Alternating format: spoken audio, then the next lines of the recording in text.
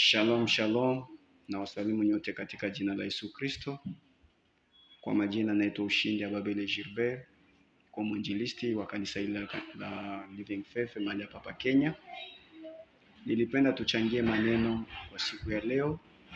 Kwa wewe mpendwa ambao unafuata video yetu kwa siku ya leo tarehe 22 ya mwezi wa 6, nilipenda tuchangie maneno katika kitabu chetu cha Mwanzo sura 34 mstari wake wa kwanza hadi kushuka. Maandiko nasema ya kwamba mtumishi wa Mungu Yakobo alitoka akaenda kuishi katika nchi hiyo ya Kanani. Yakobo alikuwa na watoto 13. Watoto 12 walikuwa ni watoto wanaume na mtoto mmoja alikuwa ni wa kike. Na maandiko gisi inavyotuambia mahali hapo inasema ya kwamba walipokuwa katika nchi hiyo ya Kanani walikuwa bado wakingaliki wageni, na huyu binti Dina akatoka kaenda na tembeza ili angalie mazingira ya mji huo wa Kanani.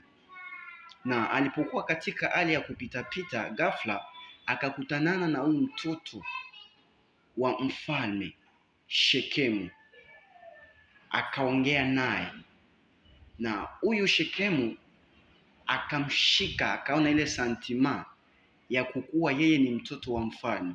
Mfalme kwa majina alikuwa anaitwa Amori, mtoto wa mfalme alikuwa anaitwa Shekemu.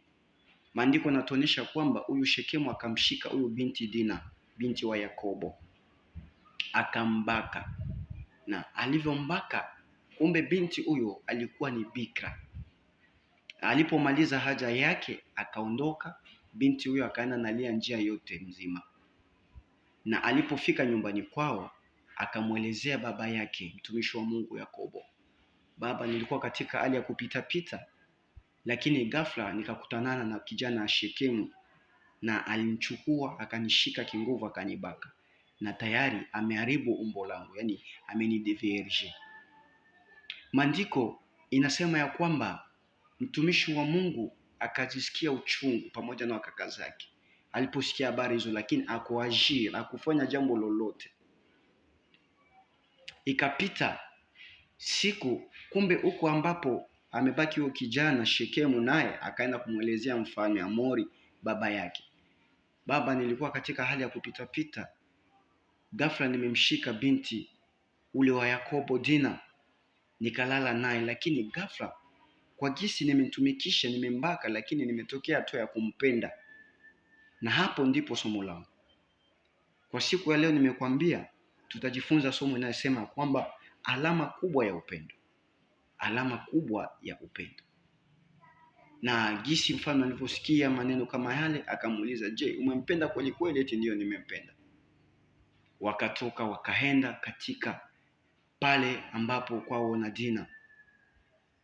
Mfalme, nimempenda sana. Mfalme alipofika mahali pale akamwambia kwamba, ndugu zangu ama mtumishi mwenzangu, naomba nirehemu, nisamee, kwa sababu mtoto wangu amemtendea binti yako vibaya, amembaka. Lakini licha ya kumbaka, mtoto wangu Shekemu ametokea kumpenda binti yako. Kwa hiyo sisi tuko tayari kwa kila kitu ambacho utakachokiongea ili tuweze kuridhisha huyu binti. Kumbuka mpendwa mwenzangu, nimekuambia alama kubwa ya upendo.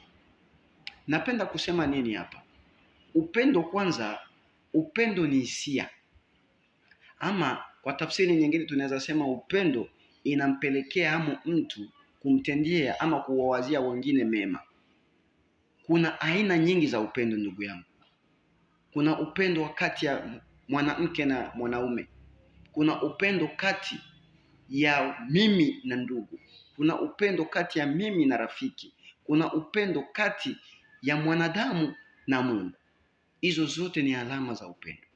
Lakini upendo ambao tutakaoongelea hapa ni upendo ule ambao, upendo wa agape. Tunapenda kusema nini? Yeyote ambaye atakayekuwa na upendo atakuwa tayari kwa kukutendea mema, atakuwa tayari kwa kuchukua kila chochote kile, yale madhaifu yako yote, na kuyafika katika mwili wake na kuyavicha na kuyaondoa atakuwa tayari kwa kukupenda. Ndugu zangu mpendwa, ambao mnaofuata video hii, nahitaji kwa mwezi huu ambao tunaokaribia, mwezi huu wa 7 ambao tunataka kuingia, tuweze kuwa na alama za upendo, tuweze kuwa tayari kwa kuchukuliana mizigo. Yeyote ambaye anayekupenda hataweka madhaifu yako mbele, hapana. Ukikuwa mtu ambaye atakayekwambia eti hey, frere Ushindi mimi nakupendaga, lakini bado anaweka madhaifu yako mbele, tambua huyo mtu hakupendi. Maana atakayekupenda atakuwa tayari kwa kila kitu, atakuwa tayari kwa kukutendea mema, atakuwa tayari kwa jambo lolote ambalo litakaa kutokea. Acha Mungu awabariki katika mchana wa leo, na uzidi kushare video zetu ili uweze kutupata zaidi. Acha Mungu akutie nguvu na kuepushia na kila ewa yote ya magonjwa na michoko na kila maumivu ambayo unayasikia katika mwili wako. Mungu akubariki katika jina la Yesu Kristo. Amen.